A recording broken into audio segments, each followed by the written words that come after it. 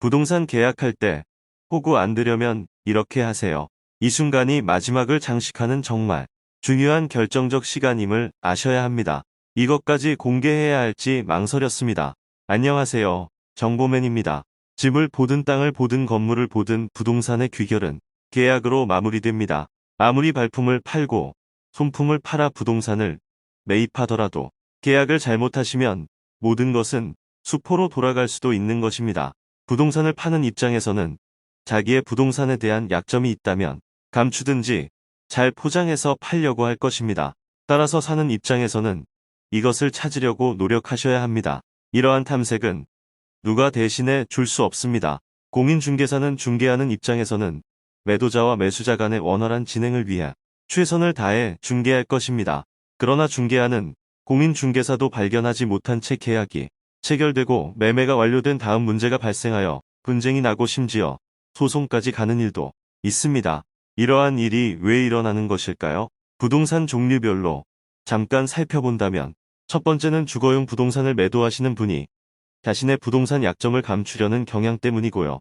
두 번째는 상업용 부동산을 매수 또는 임차하시는 분이 분명한 사용 용도를 빠뜨리고 말씀하시지 않는 경우입니다. 한 예로 대용량 배수시설이 필요하다든지 말입니다. 세 번째는 공장용 부동산을 임차하는 임차인이 자신의 약점인 소음, 진동 등이 발생하는 업체임을 감추는 경우 등입니다. 여기서는 일반적인 주거용 부동산의 거래 형태에서 발생할 수 있는 문제에 대해서 말씀드리겠습니다. 주거용 부동산을 매도하시는 분이 부동산의 약점을 감추는 경우 이를 공인중개사가 알아내기에는 상당히 껄끄러운 측면도 있습니다. 즉 까다롭게 굴면 거래 자체를 안 하려고 합니다. 따라서 이 경우는 매수하려고 하는 분께서 더 적극적으로 캐내려고 해야 합니다. 한 예를 들어 설명하겠습니다.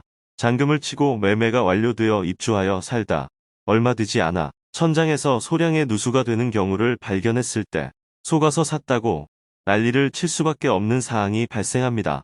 그런데 이 경우 양심적으로 이러한 사실을 알리고 부동산을 파는 사람도 있겠지만 그 사람이 과연 몇이나 될까요? 이러한 약점 사항은 매도하시는 분이 공인중개사에게도 말하지 않는 경우가 더 많으며 나중에 문제가 되면 몰랐다고 할 수도 있습니다. 이러한 머리 아픈 경우를 해결하는 마지막 단계가 바로 계약 단계인 것입니다. 그러므로 이 단계가 매우 중요하다는 사실을 인지하시길 바랍니다. 즉 부동산 물건을 여러 번 보았어도 발견하지 못하는 하자가 분명히 있을 수 있습니다. 이러한 발견하지 못한 하자를 해결하는 최후의 수단은 바로 계약서, 특약이라는 처방이 있습니다. 그래서 계약서 특약에 이러한 내용을 넣으시기 바랍니다. 이러한 내용은 공인중개사가 넣기에는 매우 껄끄럽기 때문에 매수자가 계약하는 당일날 계약 장소에서 요구를 하셔야 합니다. 만약에 이러한 특약을 매도자가 거부를 할 때는 그 부동산을 사시면 안 됩니다. 숨기고 있는 문제가 분명히 있을 수 있습니다. 특약 내용은 이렇습니다. 매수자가 매수한 날로부터 3개월 안에 매수자의 잘못으로 발생하지 않은 10만 원 이상의 수리비가 발생하는 하자가 발견될 경우 매도자가 책임지고 수리해준다. 이러한 특약은 정말 중요합니다. 매매 후 문제가 발생했을 경우 법과도 같은 것이라 누구도 반론을 제기할 수 없을 뿐더러 만약에 소송에 가더라도 그 효력은 대단한 것입니다. 그리고 이번에는 특히 전원주택을 살 때는 공인중개사에게도 물어보시길 바랍니다. 매수하려고 하는 부동산의 주변에 목장 등 혐오시설이 있느냐고요. 공인중개사는 그 지역에 대해서 잘 알기 때문에 거짓말을 할 수도 없으며 나중에 뒷감당을 하려면 사실대로 말해줄 것입니다.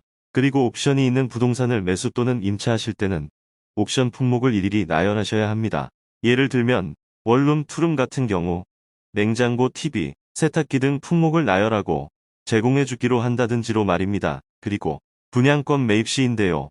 분양할 때 빌트인 냉장고, 가스레인지 등 꽤 상당한 금액의 가전제품이 제공되는 경우가 있는데 분양권을 살 때 이러한 가전제품이 당연히 같이 따라오는 것으로 생각하고 있었는데 대입주 시 가보니 매도자가 전부 뜯어가버리고 황당해하는 경우도 보았습니다. 이 경우도 품목을 일일이 나열하여 표시해주어 포함되어 있음을 계약서 특약상에 명시되어 있어야 합니다. 그렇지 않으면 그것까지 준다고 계약하지 않았다고 할 수 있습니다. 세상은 서로 믿고 계약을 하고 책임을 지고 해야 되겠지만 현실은 그렇지 못합니다.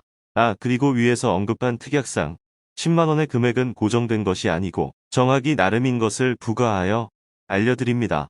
이상 끝까지 시청해주셔서 감사합니다. 도움이 되셨다면 구독과 좋아요 부탁드립니다.